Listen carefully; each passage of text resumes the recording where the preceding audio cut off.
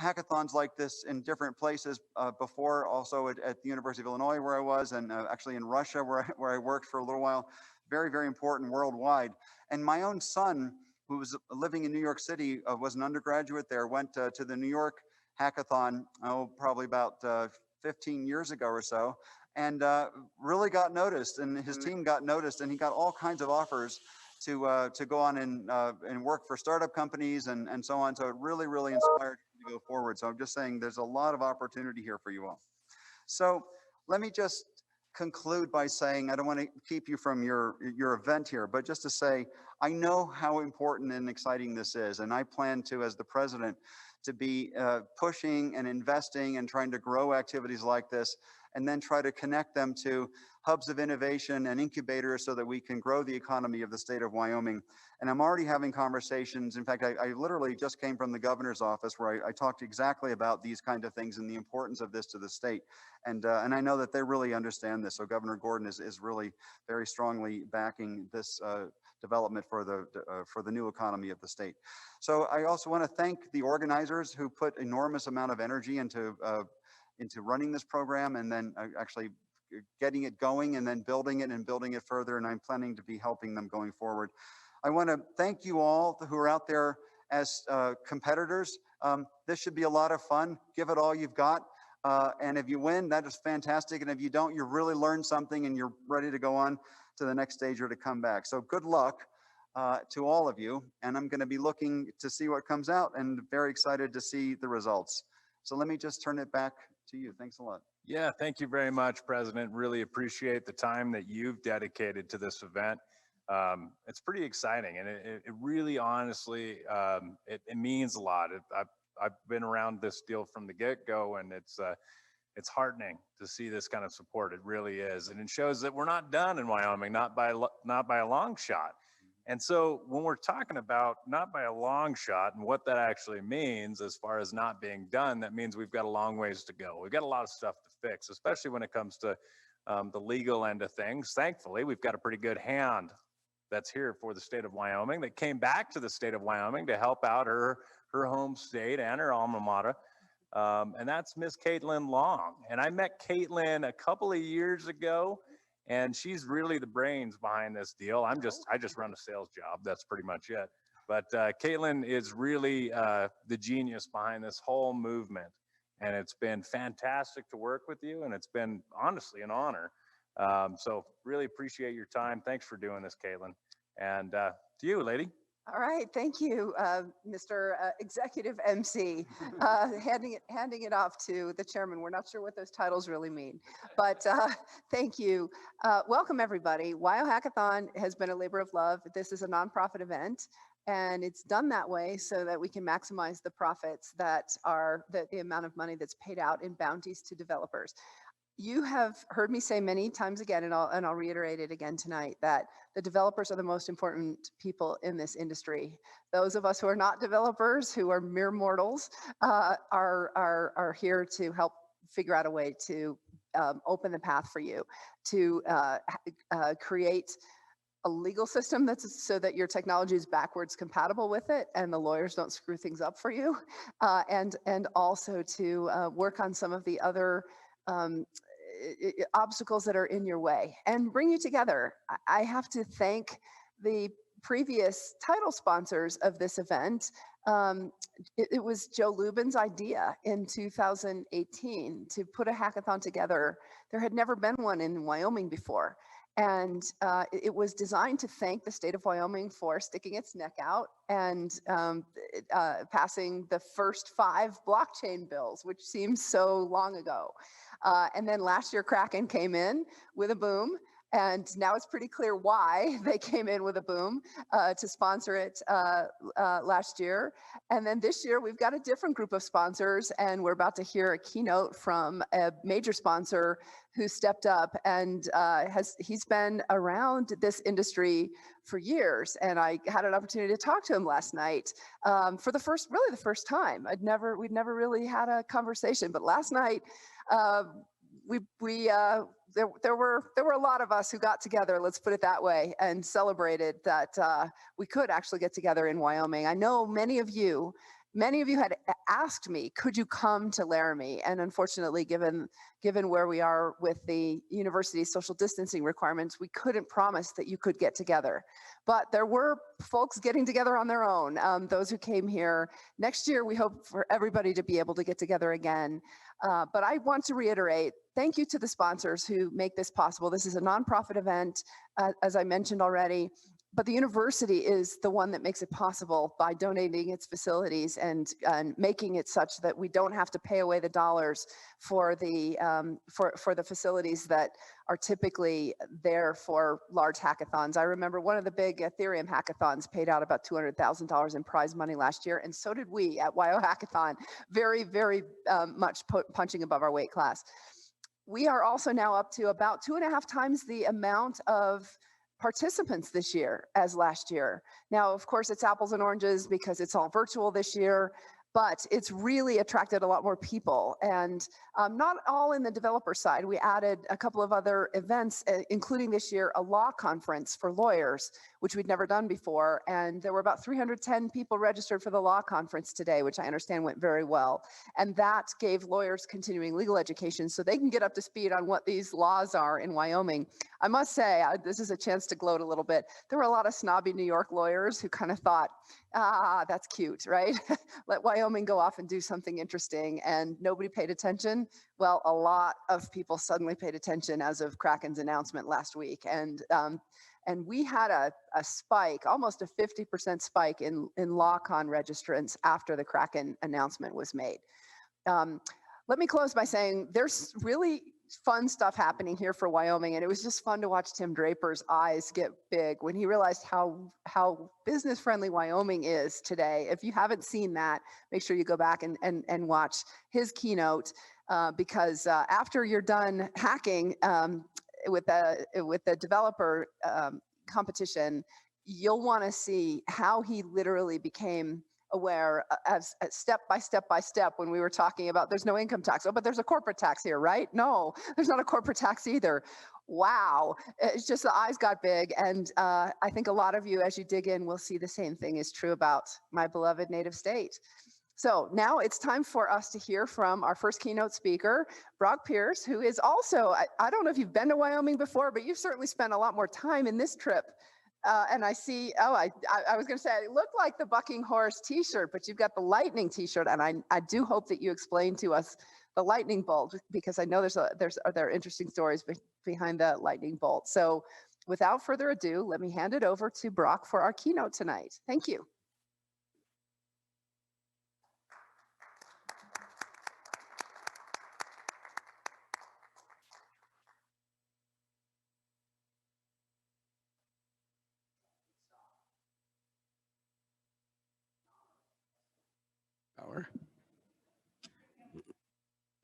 There we go. Well, it's an honor to be here at the 3rd annual Wyoming Blockchain Stampede. I've been watching from afar, and it's not my first time in Wyoming. I've spent time in Jackson Hole in the past, but it is my first time here in Laramie.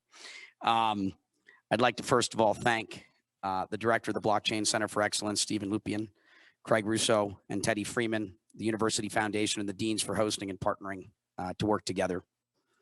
I'd like to thank the producer of the Stampede, Rich Kopcho, and of course you, Caitlin Long, Representative Tyler Lindholm, and the rest of the legislators in the blockchain community for their hard work in making innovation a driving force here in Wyoming.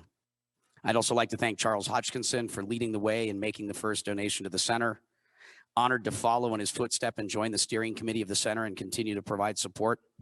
And so I've been working with digital currencies since the late 90s. In 2000, 2001, I recognized that virtual currencies might be a big idea and might be a big thing one day. And for those that are like, wait, but Bitcoin didn't come out until 2009, there were earlier iterations of virtual currencies. My focus was specifically in games, in virtual worlds, if you've heard of things like World of Warcraft and Second Life. And so I recognized that these intangible currencies had value because they were alienable inside of those environments. And so I built up a supply chain of about 400,000 people throughout my 20s that would play these video games professionally, to mine digital currencies that I would sell all over the world. We were Google's largest advertiser for a brief moment, PayPal's largest customer for years. We launched their credit card payment processing product. We were instrumental in the launching of Alipay. And so I was very active in this. And we were also tenuring a number of professors, because if you were interested in economic theory, you know, it's very hard to test things in the real world. But in virtual worlds, you could experiment with things without running the risk of harming the world or your country. And so we were on the forefront of that, which is what eventually led me to this industry, which is, okay, we've been doing this in the virtual world. Let's see if we can do this in the analog. And so I've been active in this space for a long time. In 2012, I made it my full-time focus, having been on the forefront of a number of, you know, sort of first-time innovations in the space. We were the largest, I was the largest, I think the largest contributor to Mastercoin and founding chairman of the Mastercoin Foundation. We invented the ICO, even though we didn't call it that at the time. It was the first ever.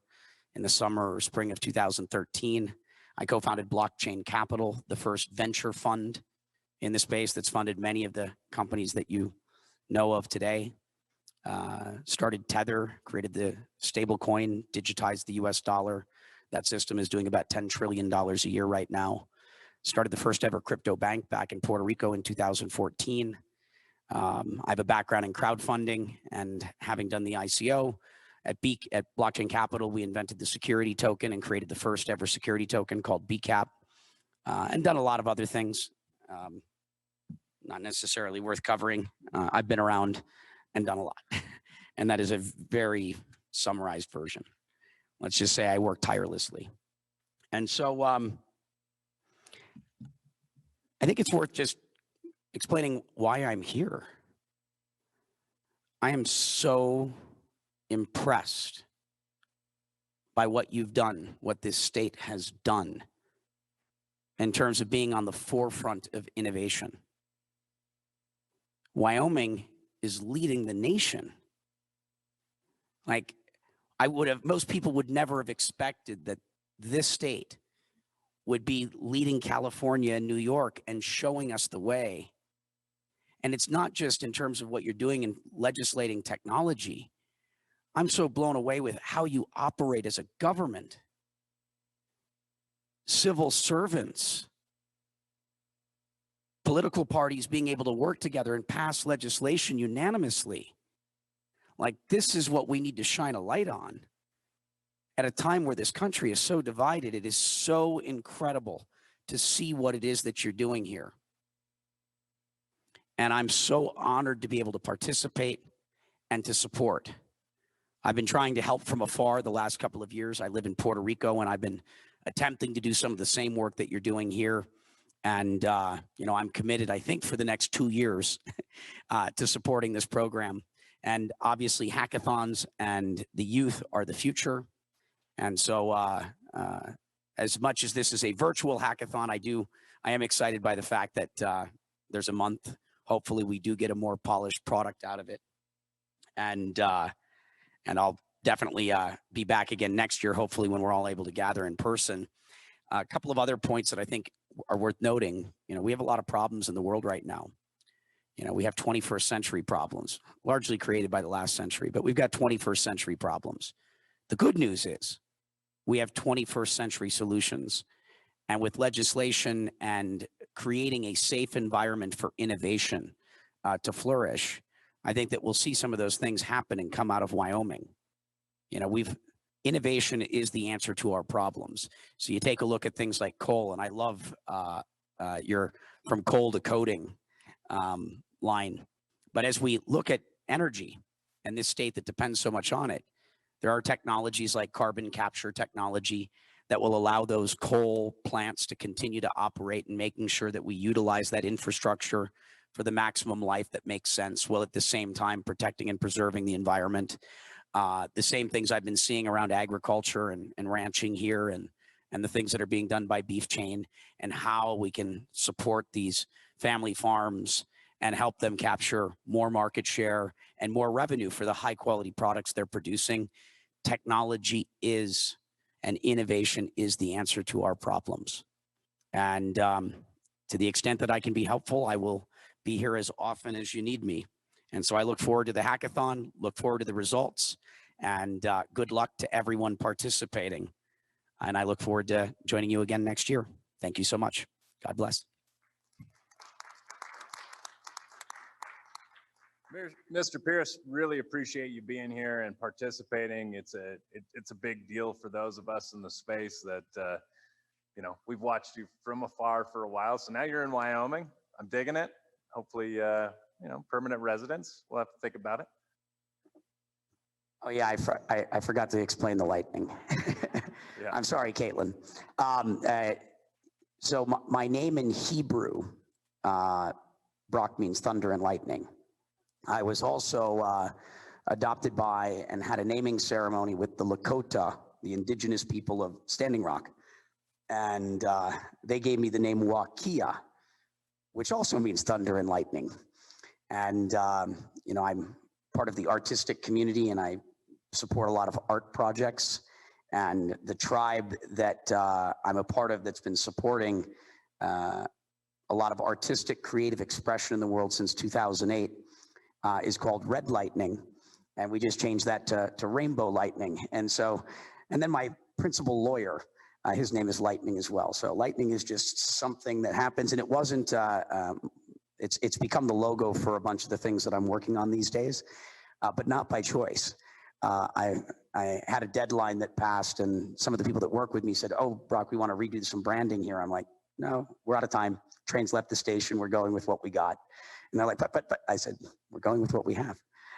And they panicked and they spent an hour rushing something together, and they came up with this new logo that had a lightning bolt in it.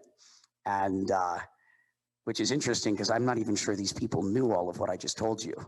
It's just kind of what they came up with without any coordination or even specific encouragement or requests on my part. And it came back and they're like, can we go with this? I said, we're out of time, but yeah, I like that better. Let's go with it. I didn't even give it a second thought. And so let's just say the lightning bolt continues to strike.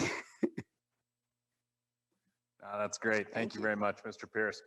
All right, so we're going on to essentially who you're really competing with as developers, or competing against, and that's our distinguished judges. And not a one of them is a lightweight, not a single one of them. I mean, this is a tough crowd. I'm not going to diminish our judges in the past because I've been one of those judges, but I'm telling you, they know a hell of a lot more about coding than I ever did. So I think we've got everybody on there, Rich? Awesome. So I'm going to go one at a time and allow them to introduce themselves and talk about how they look at this competition. So the first one on my list is Christopher Allen.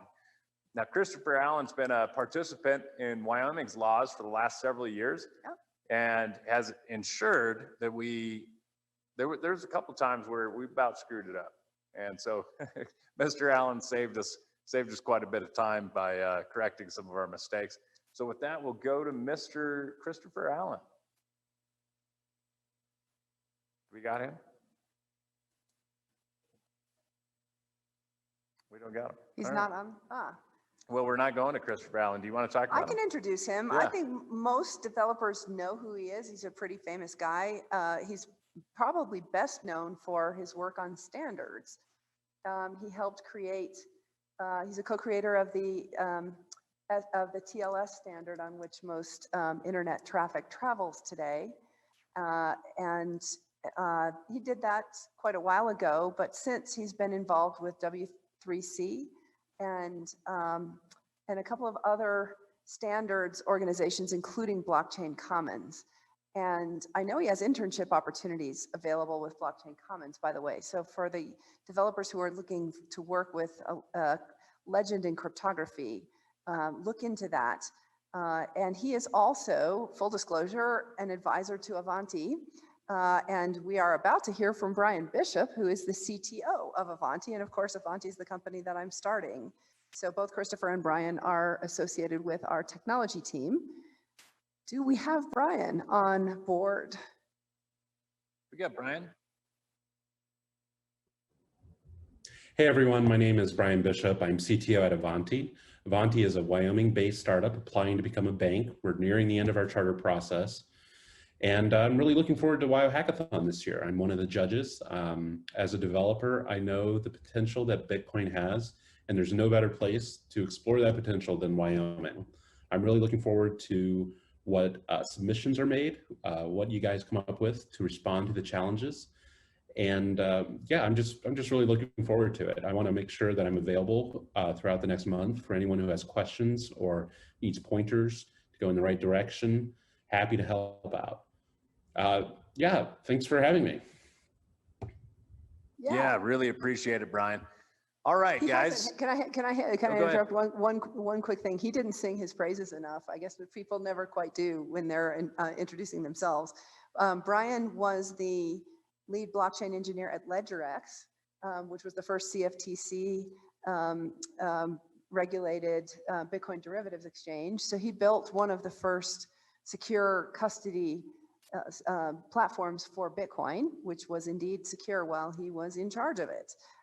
And he also is a prolific Bitcoin core developer, and most recently, before joining Avanti as CTO, built Bitcoin Vaults, which is an open source project for secure storage of Bitcoin. So very, very much a legend in Bitcoin. Also, many of you on the developer side might know of his work because he is a savant transcriber. He can have meetings and still type while he's thinking and actually speaking. And he has done an enormous, made an enormous contribution to the Bitcoin community by transcribing pretty much every Bitcoin meetup that has taken place in the early years. So yes, in fact, I think the University of Wyoming is actually going to be given a lot of the documents that Brian has transcribed. So thank you very much, Brian, for agreeing. I didn't lasso you into this literally. You actually willingly agreed to be a judge when we asked. And Rich actually has some additional information about Christopher Allen's internship.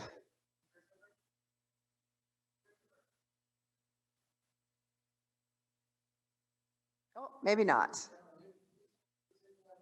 Oh, he's in the other room. We're trying to figure out how to let him in so he can introduce himself. Before we go to two other legends, let's go to Nick. Let's go to Nick. Nick Spanos is sitting in the room. Next on the list is we've got Nick Spanos. And so obviously another, nobody here judging you guys is a punk by any means. They all know what they're doing. So this is going to be a tough competition. Mr. Spanos, please. Thank you. Thanks for having me. There's a wonderful place of freedom that I showed up to over here in Wyoming. It's incredible. I want to do all I can to help out. And so, you know, as a child, it was very difficult to get into computers, but I found a way. It was a Heathkit that I built. In addition, this was before you can buy a machine in a store. So you know, I've been involved with technology for a long time. Also political technology. I'm up here trying to make sure that people learn from what I've learned, maybe, if that was anything. But over the years, there are many different things, especially with the political voting. And I just think that trapped in the minds of the kids, especially over here in Wyoming, is our future. And it used to be that the kids were gonna leave, but I think the way, especially how you've helped out, I think maybe a lot of them will be able to stay home and work here and live here. I mean, the cities have changed, of course. But I think that I'm very grateful for being here. I want to lend my expertise in political technology. I built some blockchain voting machines in the past. And we put 2016 caucus results, Iowa caucus results on the Bitcoin blockchain. Sorry for the bloat, but we shrunk it a little. So that's about it. I don't know what else to say. Thank you for having me, and I'm going to try to be a nice guy. Mr. Spanos, really super appreciate you being here. And for those of you that don't know. I forgot. I'm also here. I'm sorry about that. Oh, go ahead. Because I want to help out my friend Brock. I believe, everyone should help out any candidate that's running that's a blockchain,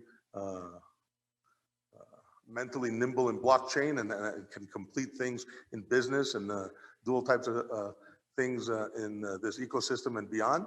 And I believe that everyone should, this is a movement, and it's very easy to spread the word of the movement when you actually have a candidate. So I think everyone has to figure out a way to help out. Thanks, sorry. Yeah, and Mr. Spanos, you're an old Ron Pauler. That's what you find a lot in this crypto community is that a lot of us were in the same places at the same time, didn't know who the hell each other were, but here we are again. Yeah. And the founder of the Bitcoin Center just steps from the New York Stock Exchange, where many of the early peer-to-peer Bitcoin transactions in the New York area took place years and years ago. You used to show up. I did. Indeed. Okay, our next, the next one we're going to is Scott Stornetta. Another legend. Yeah. Some people think you're Satoshi, Scott. Scott, are you Satoshi? I mean, that'd be a hell of an announcement if you did that. Well, I've actually spoken on that topic publicly before, just to clear up all the mystery. Just a little of the backstory, of course, is that like Brock and his partner in crime, J.R. Willett, with Mastercoin, my roots go way back, and it was David Charles initially interested me in currencies. And I was working in that sort of crypto libertarian space when Stuart Haber and I worked on some of those original Belcorp papers. But the thing was, I sort of fell out from that space for a few years until I started getting unsolicited email as well as U.S. postal mail saying, gee, I see that you're cited a lot in the Bitcoin paper.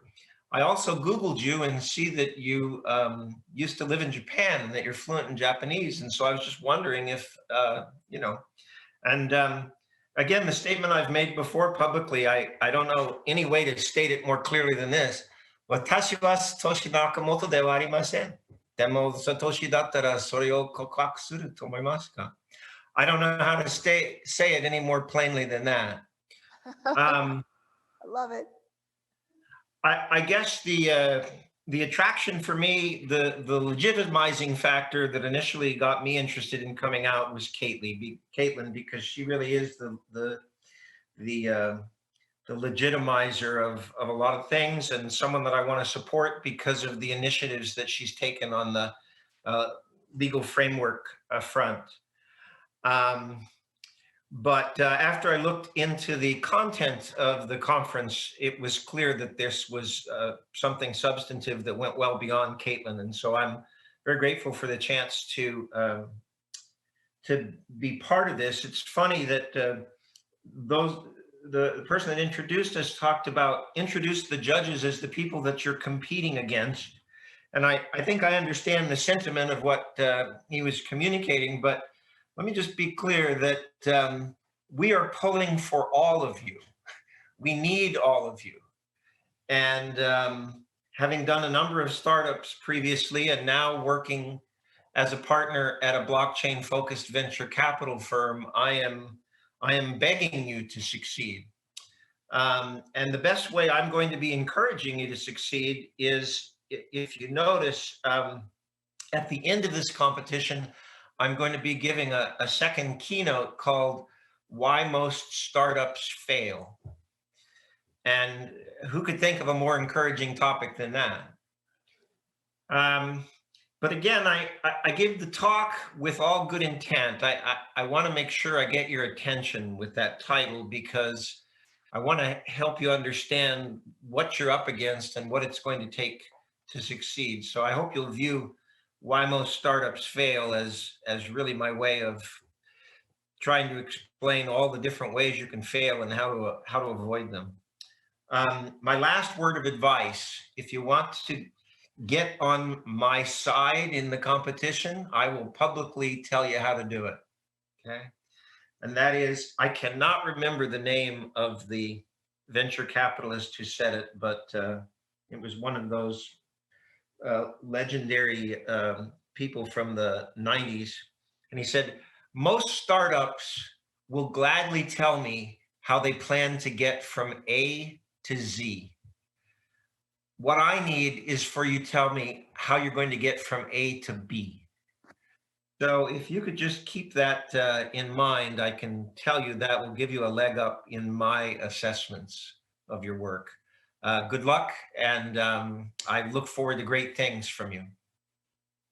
Thank you, Professor Stornetta. That's fantastic. And I think I see Christopher Allen in the room here.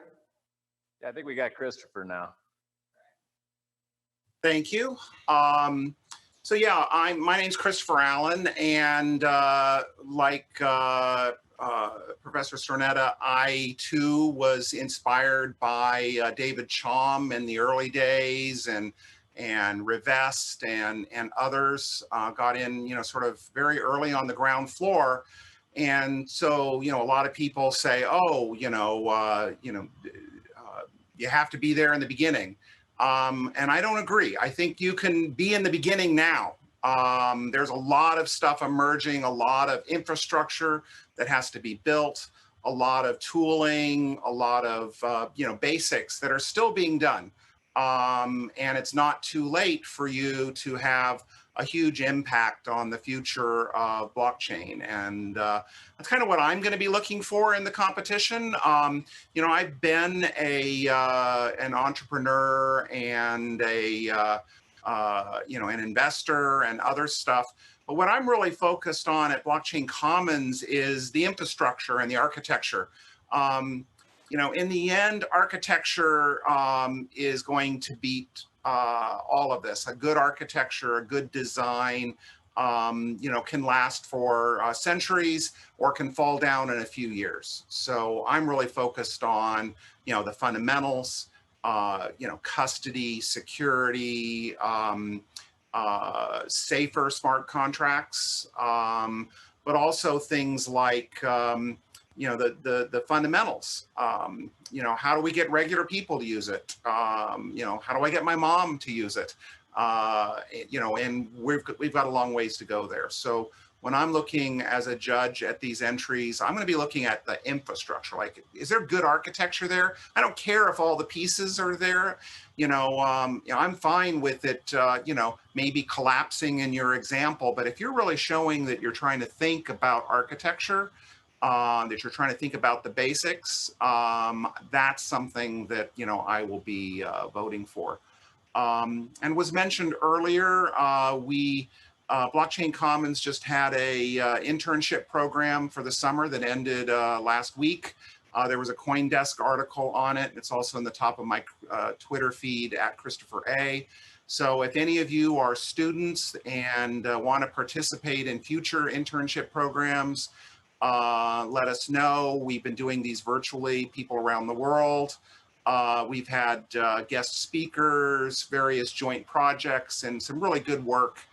Infrastructure work has emerged out of it, and all of them have felt like that they're much more able to get jobs in the blockchain industry because of the projects that they did with Blockchain Commons. So I encourage you to apply. We have a Monday deadline for the fall program, and then we're probably going to do another one in January. Thank you very much, Mr. Allen. Really appreciate you being part of this. It's a tough group as far as our judges. I don't know how the hell you pulled that off, Rich. Did you pay him this year? You didn't pay me last time. Did you pay him? No, this is an all volunteer event. So look, people really are impressed with They what didn't pay Wyoming has me either, done. guys, but I I know. just looked at the colors when I was a judge, so I have a feeling you guys are going to look a little deeper than that. So that's probably good. Well, can I say a little bit to that real quick? Yeah. Sure. I mean, so what's going on in Wyoming, I think, is really important, which is that, you know, you guys are listening, okay? You're not willing to be on the back seat in the same way that Wyoming was the first state to have women in the vote. And we're willing to say, well, wait 100 years to become a state if you're not going to allow women to vote. And you force that issue to allow for equality, to allow for everybody to be able to participate in all of that. And you have repeatedly, as a culture, as a state, done this over the last century.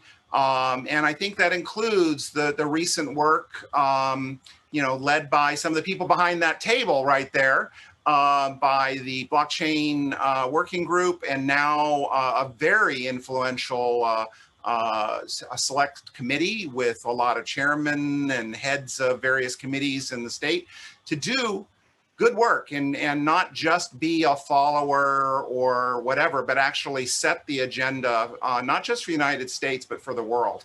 That's why people are here. That's why I'm here. That's why, I spent a day on the phone, at a select committee legislative meeting, even though I'm not an attorney, because you guys are listening. And I really appreciate that. And I think that's the real attraction. And then Representative, to answer your question, how did I get them here? It's usually the same way that I tell all of the students I mentor. It won't happen if you don't ask.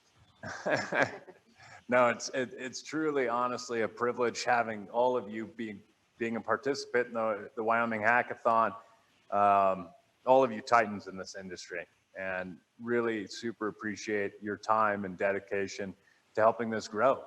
And so that's what it's really about. And in fact, Mr. Spanos mentioned something. It's not the first time he's mentioned it. And I put it in the back of my head that I was going to say something to him about it, and I forgot. And he mentioned it again. And what this deal is all about, for me, anyways, for me directly as a cattle rancher in Northeast Wyoming. Now, granted, I've been in the crypto scene for a little longer than I've been a legislator, but the reality is why I'm doing all of this has everything to do with what Mr. Spanos said. And it's about those kids. It's about our most precious natural resource that we export in the state of Wyoming.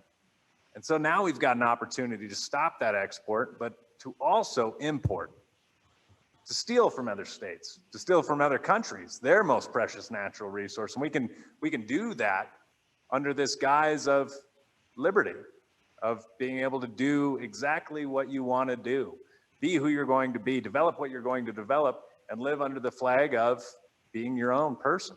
And so that's what Wyoming's really about. So I really appreciated those comments, Mr. Spanos, because you nailed it. That's the whole reason why I've dedicated the last, I don't know how long I've been doing this deal, but it's too long. So I appreciate you. Well, thank you. I mean, it's just the truth. Yeah. It's not my truth. It's the truth, I think. You're one of the few people to get it right off the bat. I've had a lot of journalists ask me, why the hell is a cowboy in Northeast Wyoming doing all this? I thought it was fairly obvious. So our next kickoff, we've got preliminary judges introduction. They're up there. Okay. We're going to go to those guys. And so these are going to be your preliminary judges. These are basically the handoff, correct? There's going to be a Zoom room full of them, and they're going to introduce themselves one at a time. We're pretty rapid fire, so it's going to be fun. All right, we're going to switch to that.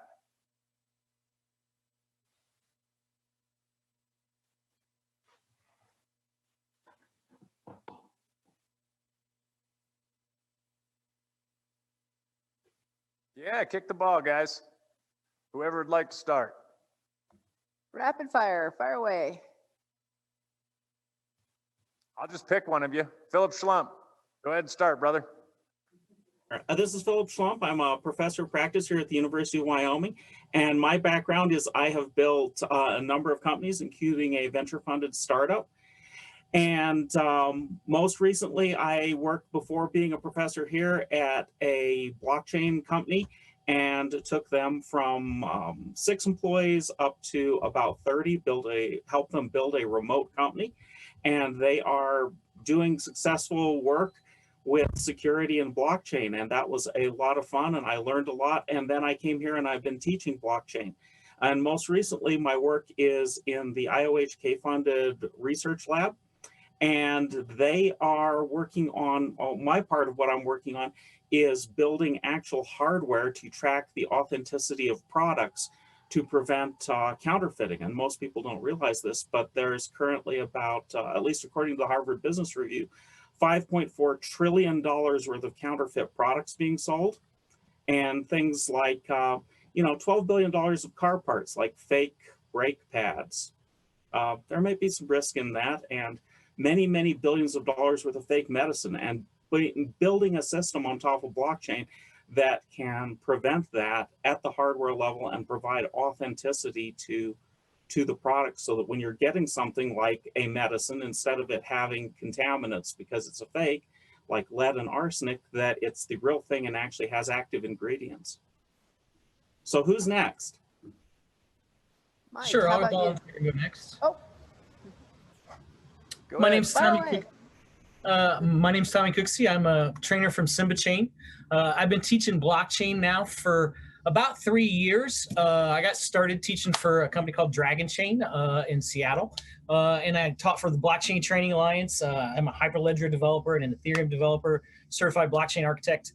Lot of passion for blockchain. So my whole goal in life, as a child was, my favorite tool was my screwdriver. I like to take things apart, look at how it worked, and figure out the pieces and all the things that went in there. So I have a background in the military as a Marine. I worked with cryptography quite a bit back in the 90s. And so that really kind of melded well for me to kind of learn this technology pretty easily. And so with that, I'm here to show a lot of people that will attend my session tomorrow how to use our Simbachain.com tool in order to really quickly wireframe up a blockchain solution without necessarily having to learn the backend code base. So it's a real good tool for really just wireframing an existing workflow and getting a proof of concept built out. So I think it'll really help a lot of students to be able, or a lot of hackers, I should say, to be able to find pain points in their existing workflow, figure out ways to add value or remove frictions in those pain points, and come up with a good product. So, so hopefully we can help you do that.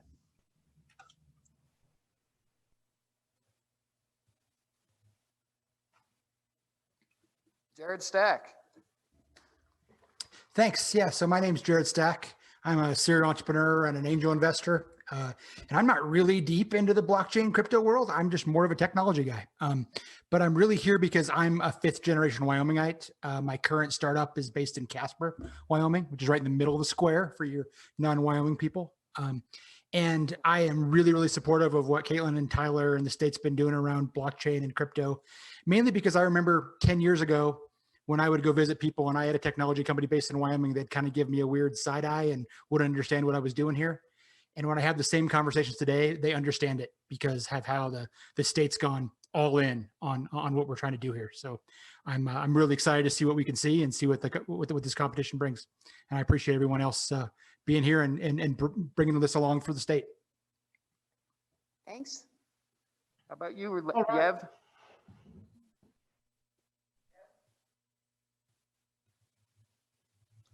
Did you say Ruben? Okay. Or yeah? No, Ruben, go ahead. Go ahead. Okay, I think I heard both their names, so now I don't know who's supposed to go.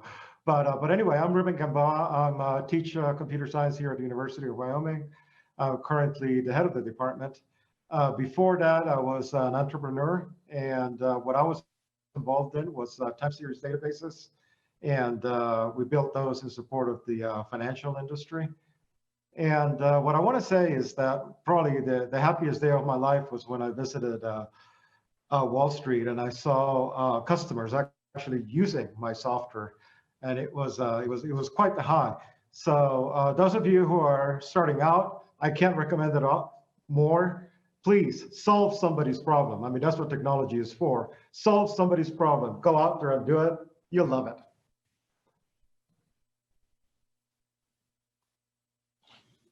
I'll go next. My name is Yev Muchnik. I'm proud to say that this is my third year as a judge at the hackathon.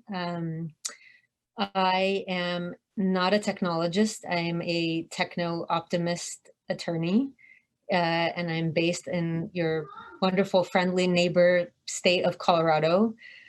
And unfortunately, to I guess my state's misfortune, I've been sending a portion of my clients to Wyoming to form and incorporate their companies there. So huge fan, obviously, of everything that's being done, and hoping to also parallel a lot of the good work that from a regulatory and legislative perspective here in Colorado as well. Thanks for having me. Hello. Hello. We can hear Hello. you. Yep. Yeah, are you hearing me? Yeah. Yes, sir. Good morning here.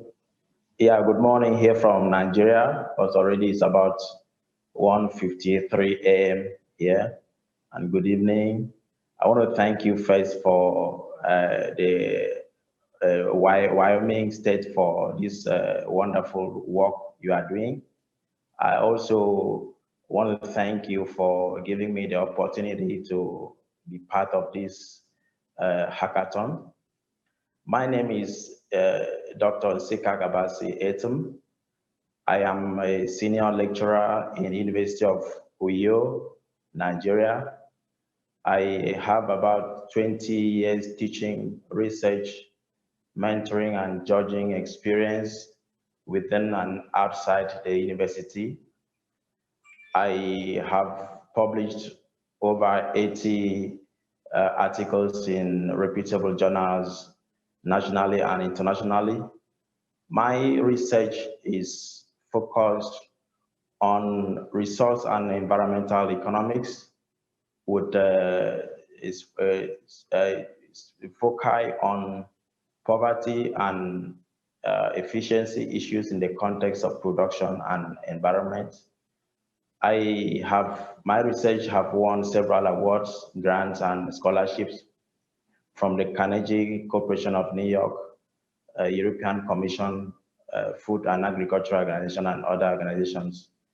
I am passionate about inspiring, motivating, and impacting positively on the lives of younger scientists.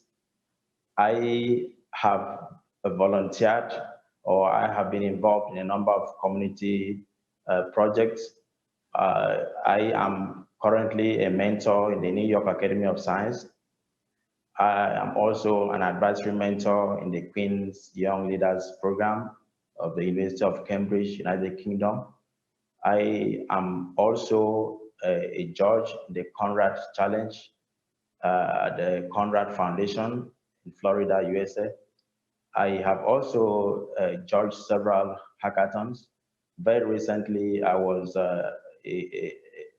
appointed in the distinguished judging panel of R&D Awards, 100 Awards program, otherwise called Oscars of Invention in the US, where we evaluated several projects of top scientists from across the globe.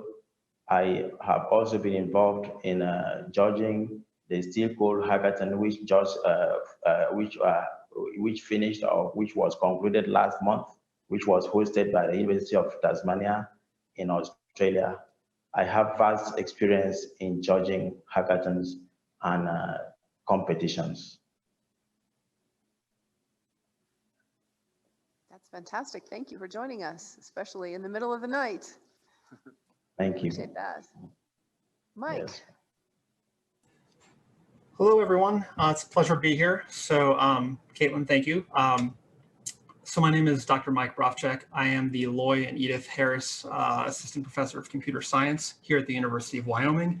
And I am fortunate enough to be the co-director for the IOHK-sponsored Wyoming Advanced Blockchain Lab, as well as the director for Cybersecurity Education and Research Center. I have about a decade experience working in industry as a hardware security architect and in startups that have successfully exited. So I look forward to the end keynote speech on what to do successfully, because I'm sure that we did some of the things, but not all the things right by any stretch. But I am actually here because I'm passionate to see what you can create for others. So you'll hear from me a little bit later about developing technologies that enable others to learn about blockchain without maybe getting into the nitty-gritty details. So yeah, I look forward to seeing what you do. And if anything, I will focus on your ability to communicate and do so effectively. I'm not entirely concerned, as some of the other judges have mentioned as well, about all the parts and pieces, as long as you know what you're doing.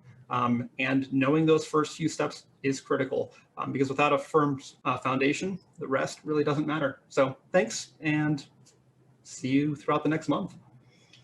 Thank you so much. Okay. Hello everyone, my name is Adrien Coubois. I'm a research engineer at iExec, where I do protocol design and smart contract development. I'll be a judge for this hackathon.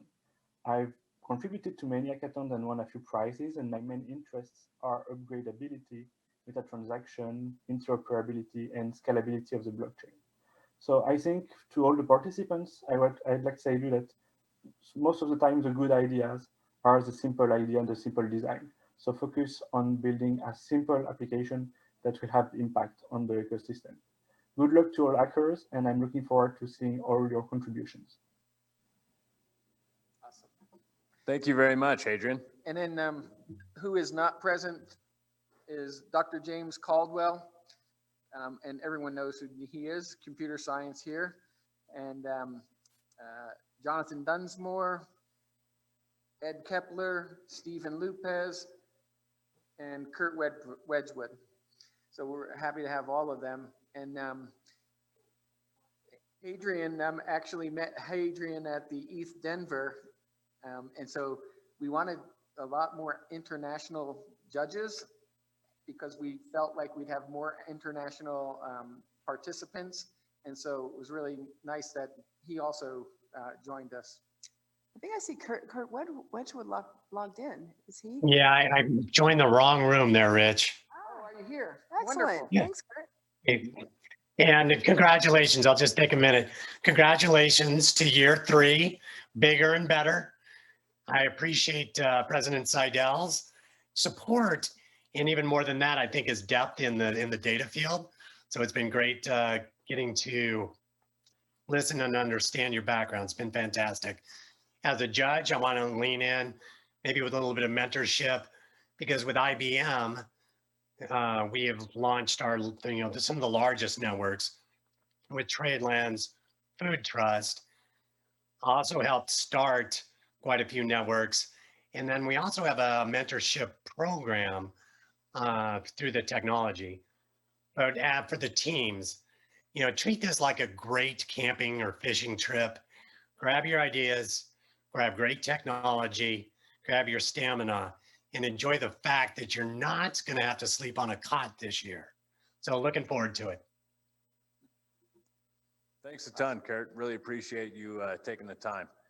All right, so I think that's it for our preliminary judges. We're going to turn it over now to Rich Kopko, who's kind of the man, the myth, the legend behind this whole rodeo, and make sure we're on track, and is constantly yelling at me via email, voicemail, or text message. So that's appreciated. Rich, yeah. Go ahead. Sorry. Yeah, I get that dubious honor, and it's all Caitlin's fault. She recruited me the first year of the hackathon when we were thinking that somebody else was doing it, and last minute we were a month away. We had nobody coming, but we had a really great idea that it was going to happen, and so I got to give thanks to Caitlin for her stamina. And in a month, we got 400 people to show up at the hackathon with the help of guy who's been in our hackathon every year since, and you'll hear from him soon about how he's competed and also was able to hire somebody out of the hackathon. So with that, the hackathon is now in its third year. We're a little bit more polished in the way that we pull it off. We do it in more than a month. We have a lot of volunteers that help us pull this together. And I want to put a shout out to the silent people that you don't see who are behind the scenes. And probably my number one go-to guy is Larry Beck. Larry takes care of all of the IT in the background, and you probably never hear from him, but you know, you'll probably get emails from him, but very hard to actually talk to him, right? Not because he doesn't talk, but it's because he's got 3 phones in his ear and a laptop that he's dealing with all the time. And then we had a whole bunch of success with the SNAP program at the university. And the SNAP is Sandcastle Next Generation Apprentice Program. And so through SNAP, we got 4 interns this summer that really helped us out. And then to get intercollegiate, we were able to bring, I do a lot of mentoring down at CU Boulder, and we brought in 2 interns as well from CU Boulder who helped us out. So a lot of the stuff that's gone on behind the scenes is due to these people. So I want to make a shout out to them. And of course, without our executive MC, where would we be? Right. So let's get right into the hackathon and what we're doing this year. It's going to be a lot of fun, guys. There's a whole bunch of different challenges. We took it to heart that this is really a learning opportunity. And so we looked around and we're trying to figure out how can we make it so that, like last year we had the kids from Shoshone, Charles scribbling on the whiteboard for them, and it was just heart-wrenching because education is important. So we were approached by this thing called Battlesnake, and if you're a coder, there's this little game, you program the snake, and what was attractive to us about it is that in Battlesnake, you can have beginners, intermediate, and experienced people all competing at all different levels, learning code. And that's really what this hackathon's about, is helping people to understand how to do these things and to grow and to build an economy that is able to sustain itself on building businesses that people can work in and not have to go to a coal mine. So with that, we put together a number of challenges that we have this battle snake challenge that I hope all of the young potential programmers will take to heart and jump in. But guess what? This thing goes all the way up to the AI gurus, and AI gurus play with this thing and they make their snake really big so that it like gobbles up everything and it can like take over the world in a few strokes. So it's fun at all levels, and it's educational at all levels. So how we're going to do the hackathon this year is going to have a bunch of different challenges, just like we do every year. And there's going to be this Battlesnake theme that you can play with and learn from all through the event. The event is going to go from tonight at 8 o'clock to the 24th of October. And it's funny, this year we have a theme around the SDGs, the UN SDGs, because we started this at the beginning of the UN thing, and it ends on the UN day as well. So it was just weird that it happened that way. And we ended up, one of our past contestants brought to us a UN challenge. And so Cardano and IOHK stepped up to work on that challenge. And that is going to be a $10,000 purse for the winners. So how do we do this? Well, you commit to a challenge by the 26th midnight. You got to commit to a challenge. There's about 5 to 10 of them out there. You also commit to a team by the 26th, midnight. You commit to a high impact headline by the 26th, midnight. Your submission date is the 18th of October, midnight. There will be 10 finalists that this astute preliminary judges will sift through, and they'll identify who the finalists are by the 20th, midnight. Final judging will go on until the 23rd, midnight. Winners will be announced on the 24th. Not at midnight, though. Midday. Yeah. So that's how the hackathon will be run. We will run the hackathon inside of Discord.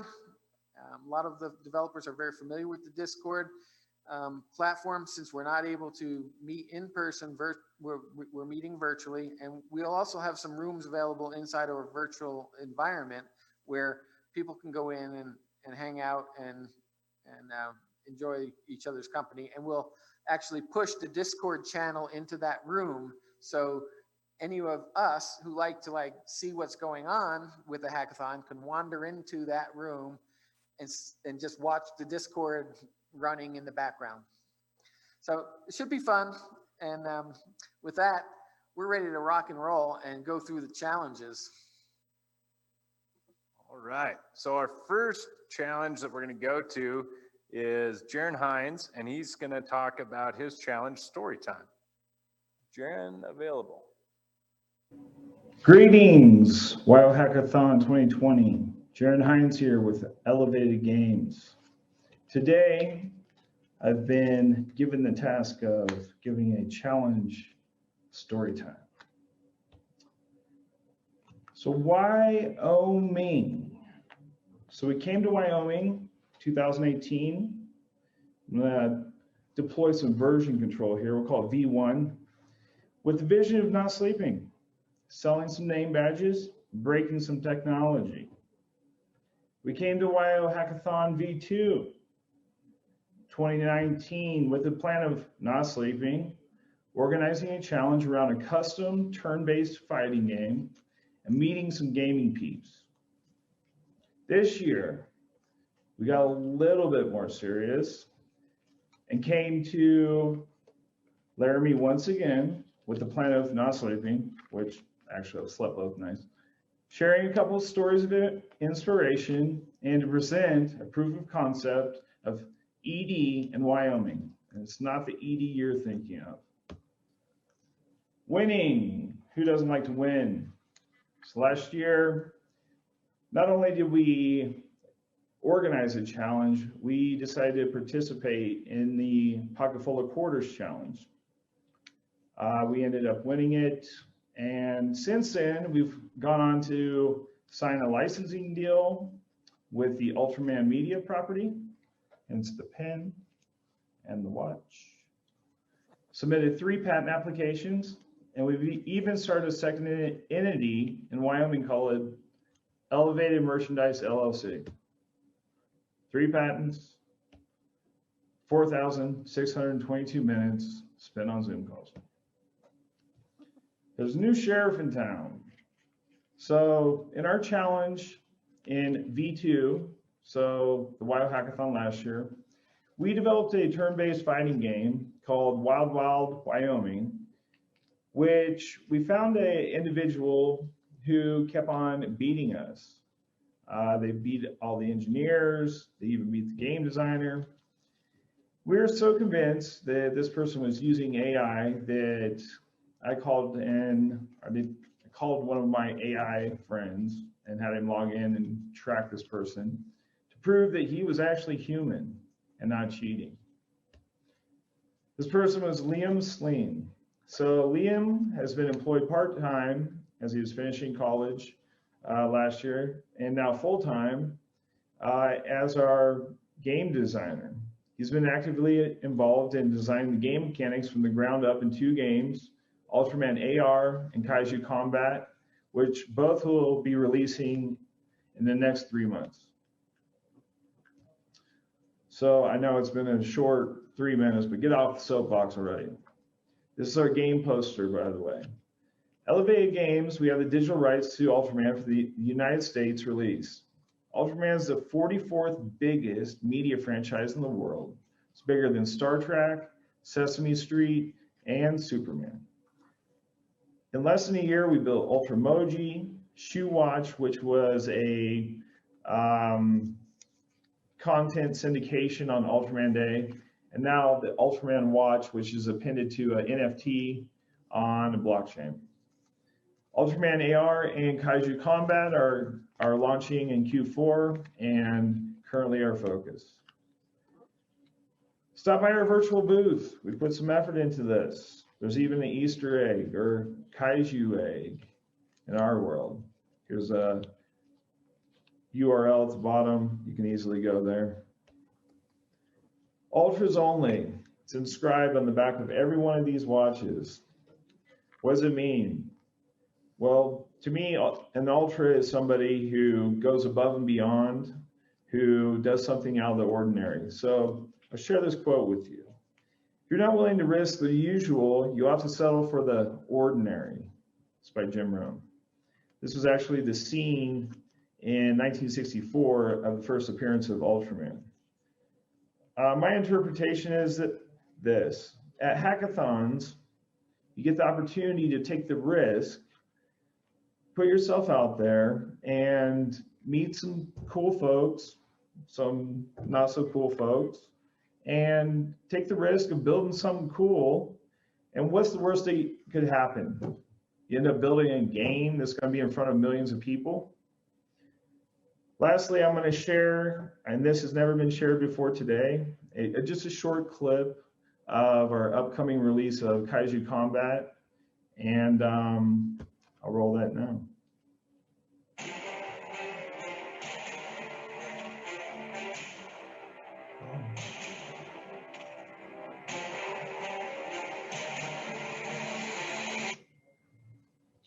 Now, first teas are going out. So if you'd like early access, you can hit our link tree. Kaiju Combat's coming out Q4.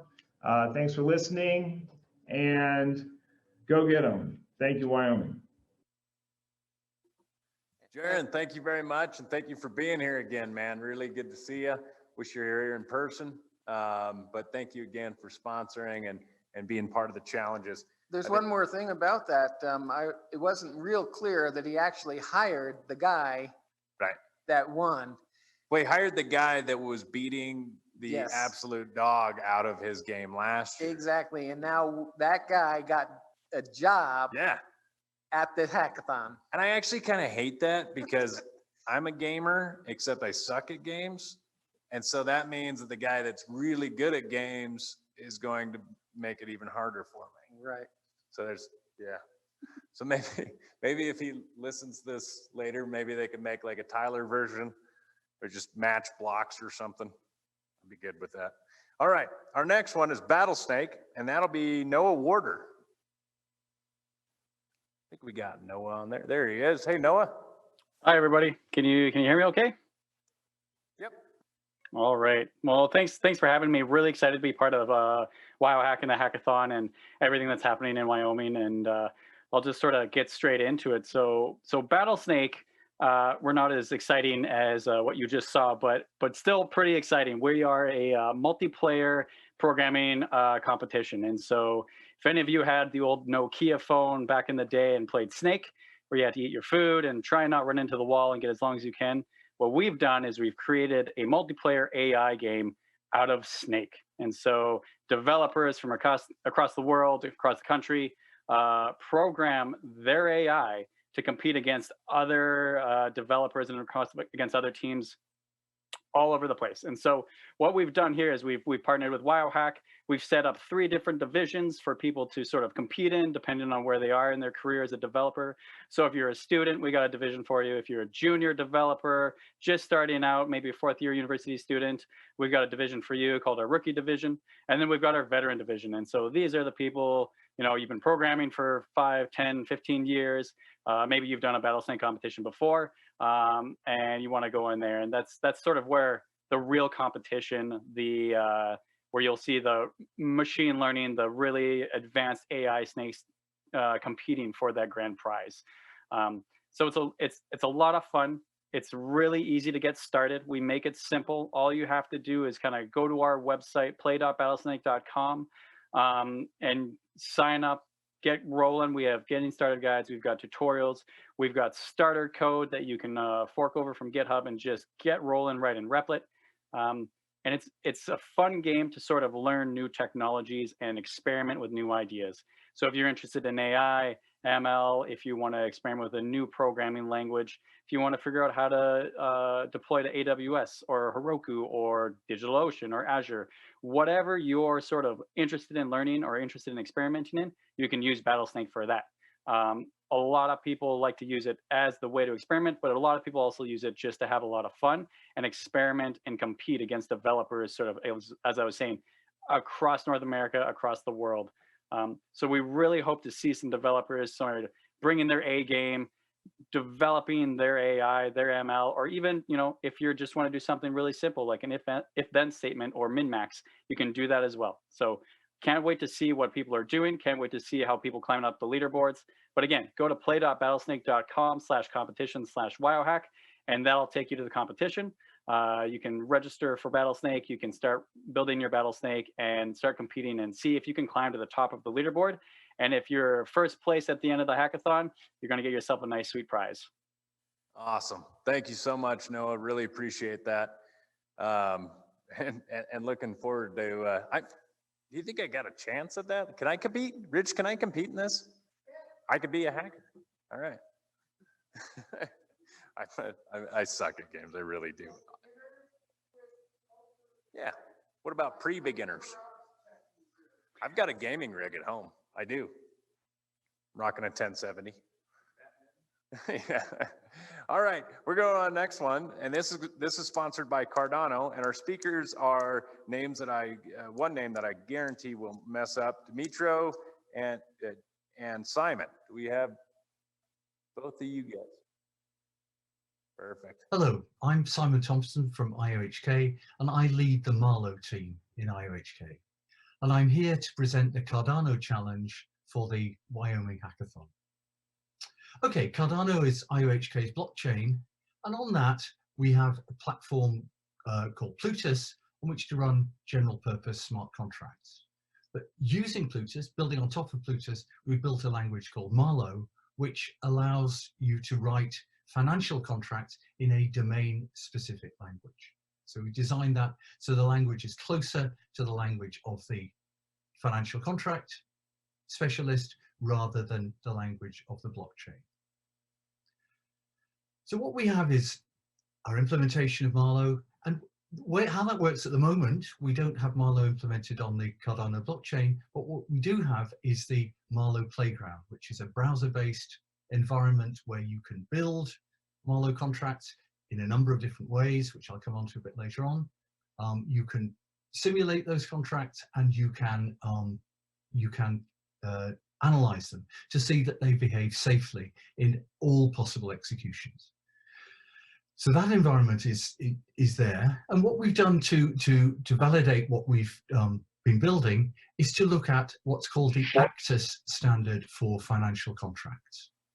And that gives a taxonomy of the different kinds of financial contracts there are, and we've begun to build an implementation of the various kinds of contract that you have in Actus.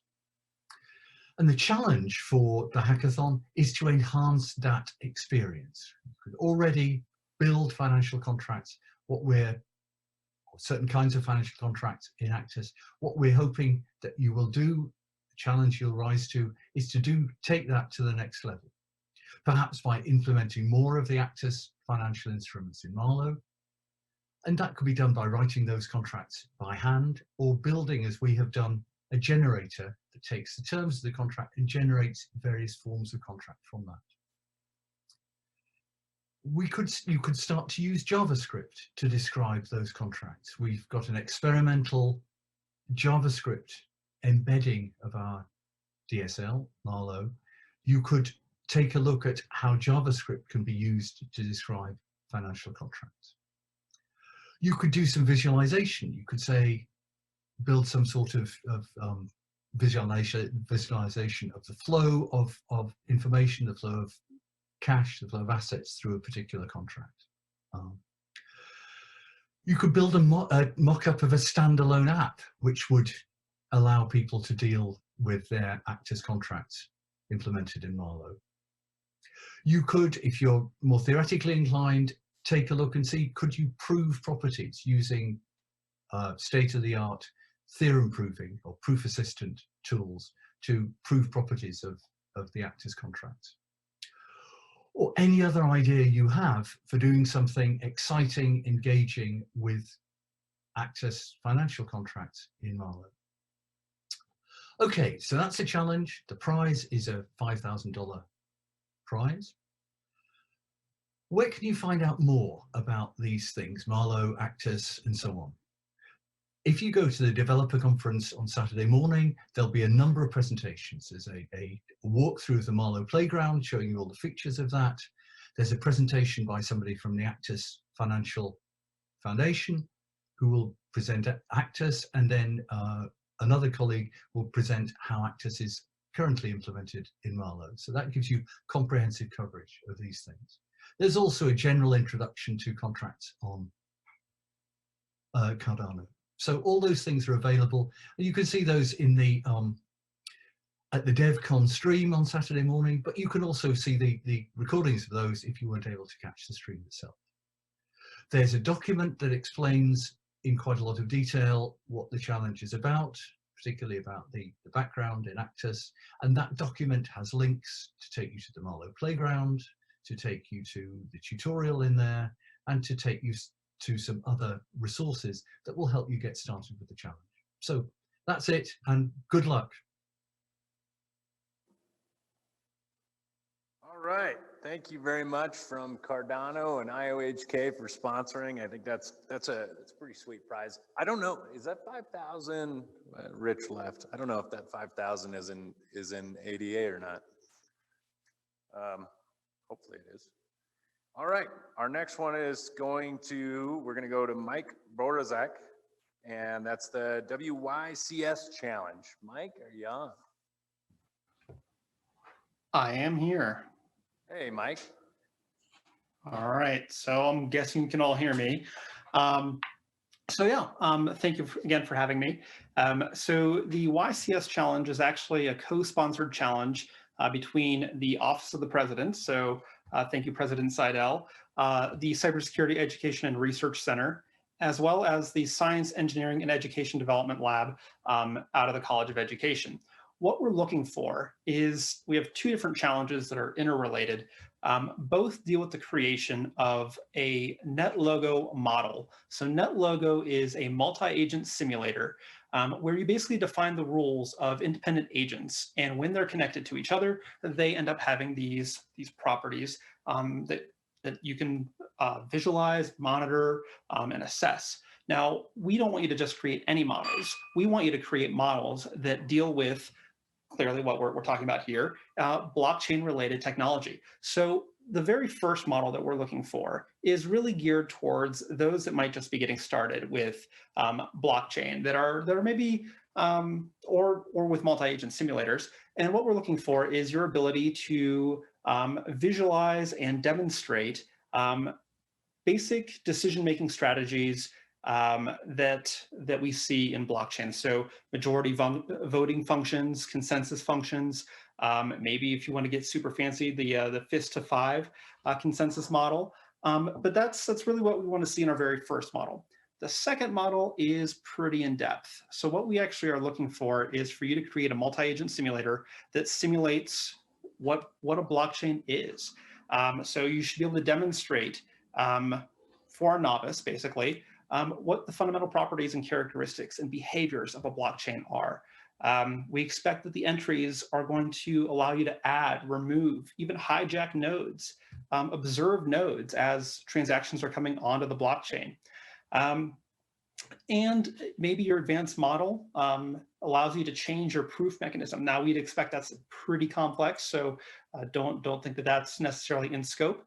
And what I'm going to do just for a brief moment is share my screen and show you what a multi-agent simulator NetLogo looks like, just so you get an idea of the kind of controls that you can give a novice with your simulation engine. So let me see if I can make this work. I have one of these up that is not related to the challenge because that wouldn't be fair.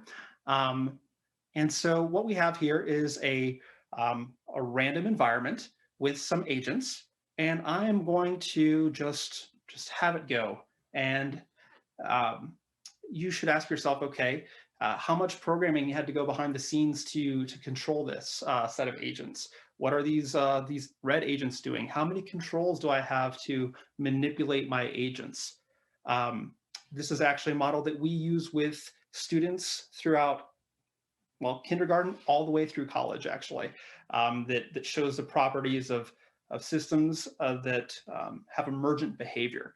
Now, what's really neat about NetLogo is that once you design a model, one, you have many ways to simulate and observe what's going on, but the end user also can look at the code behind the model. So this is actually about 100 lines of code, and that actually is with comments too. So this is not a lot of code that leads to these really complex systems. We're looking for something that could help us to teach future generations, right? Think elementary and middle school students about blockchain technology using this really simple programming framework. So yeah, that is pretty much it. I will be around throughout the month to engage and help in any way I can. And yeah, so with that, I will turn it back over. Mike, thank you so much, and we really look forward to your participation. A lot of that went well over my head, as is probably no surprise, but I'm going to catch up one of these days. I'm going to figure this deal out. Probably going to have one of my kids teach me or something. Our next one is going to be on Avanti. Avanti, for those of you that don't know, is a new startup in Wyoming that's looking and currently chasing down the elusive Speedy Bank charter, and that's going to be presented by Daniel O'Donnell. Daniel, are you there?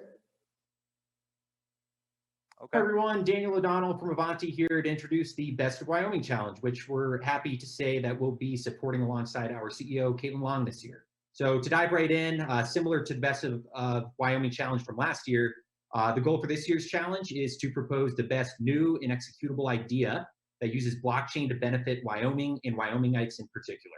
So in terms of rules, we're going to keep things simple on that front as well, since we want all of you to have as much room as possible to be creative with your ideas. So just two things to note. First, the judging will be agnostic to which blockchain's used in your solutions. And then second, the judging will be based on identifying which solution offers the biggest benefit to Wyoming. So other than that, the prize total for the challenge this year will be $10,000. And I believe that's about it. So we're very much looking forward to getting all of your submissions, and we're honored to have an opportunity to support this challenge in particular this year. Cheers. All right, thank you very much from another one of our sponsors, Avanti. Next one we're going to go to is our IOHK UN, and this has another name that I probably will screw up. And our speaker is Trudy Apaya. I'm sorry if I butchered that name.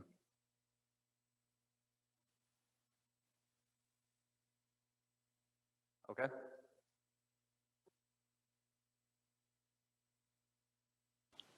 Financial systems form the foundation of representing, transferring, and storing value in global systems today. In light of this, the Marlowe team is inspired to explore the myriad of ways in which blockchain technology can uniquely solve the United Nations Development Goals. I want you to introduce to Marlowe. Marlowe is a domain-specific special-purpose language designed to express financial contracts as well as financial instruments on Cardano.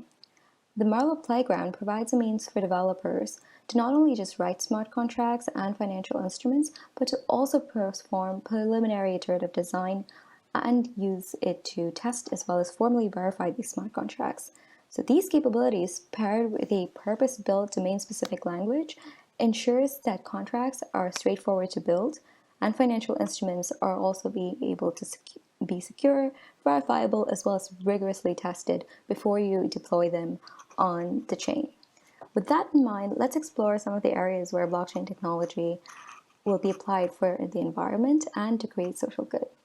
So the first one I want to explore here is microloans and microfinancing. Microloans are practiced in geographically localized communities today. And typically you would have seen organizations such as the Grameen Bank, which offers microcredit, and it is offered by local community groups and microfinance organizations such as the Grameen Bank. And these are offered to individuals who typically don't have access to banking and to accessible credit, as well as reliable sources where they can even have their proof of identity. And so these unidentified people will really benefit from having ways to get access to credit and get access to microfinancing solutions. What we want to explore here is, can microfinancing be extended beyond these geographic boundaries and be made decentralized to serve communities in developing nations and give them access to credit? That's one that I want to explore. And the other one that we also would like to explore is continuous funding and accounting for risk in social impact projects. Several social impact organizations today face a conundrum when trying to obtain financial support for their projects. Social enterprises and impact organizations therefore require high upfront costs in order to start their project, and since financial institutions are typically risk-averse, they are not able to take on such a big risk to fund social impact projects. And so this has led to the emergence of outcome-based funding mechanisms as well as results-based funding mechanisms. What we want to explore here is, how can we actually avert some of this risk and make it easier for financial institutions to be able to support these projects. One of such mechanisms that has arisen out of this is the Alpha Bond mechanism, which is an adaptive funding mechanism. So please do take your time to explore these options in terms of use cases. And in general, we really encourage you to come up with ideas by yourself and any ideas that would serve the United Nations Sustainable Development Goals. I've shared a link for the goals here as well. And we would hope that you would use the Marlowe Playground to build out these financial instruments as well. We want to keep this challenge open-ended, and so we are able to bring the ideas, the brightest ideas to the table, many of which we are certain that we don't yet have. So to spur some thoughts below, I've shared with you some use cases, but those are absolutely not limitations. Please think freely and openly about the things that you can solve. Good luck. Okay, thank you very much. WyoHK once again coming through for the Wyoming Hackathon, which, by the way, for those of you who don't know, WyoHK is a Wyoming domiciled company. So if you have your business in any other state besides Wyoming, it's never too late to change that over. All right, now we're going to the Pierce Foundation. Our next speaker will be Brittany Kaiser, well known from the great hack that was recently on Netflix, and which seems appropriate that we're at a hackathon and somebody that pretty much was a star of the great hack. So Brittany. Thank you so much, Tyler. And thank you everyone for having us here in person in Laramie. I wish we could be seeing all of you that are here virtually with us today, but we look forward to being able to do that again next year. What we're really excited about is bringing this hackathon virtual means that all the teams actually have a whole month to build out these solutions. So we are so excited to see what you're going to build for us here. So thank you to the Brock Pierce Foundation for putting up 1 Bitcoin for the WyoHackathon 2020 Blockchain Voting Challenge. Just as a matter of background, I myself have been working on elections nearly my entire life. I know I'm not that old, but that's still been nearly 20 years of working on presidential campaigns.